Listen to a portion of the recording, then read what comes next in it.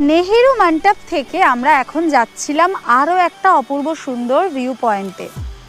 যাবার পথে দেখলাম এই রকম একটা নাম না জানা ড্যাম।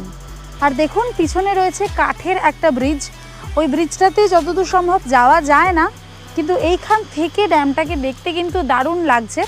এই মেন রোডটা হচ্ছে এই দিকে, আমরা যাচ্ছিলাম এই রাস্তাটা দিয়ে।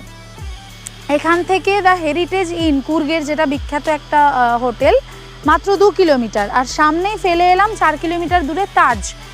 এর মিডল পয়েন্টে এই জায়গায় এই ড্যামটা অবস্থিত।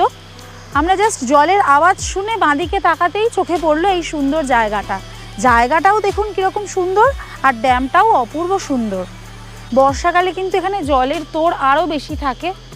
কি ভালো লাগছে, ওয়াও। এই যে একটা ছোট্ট ব্রিজ রয়েছে, ব্রিজটা ক্রস করে জলটা ওদিকে চলে যাচ্ছে।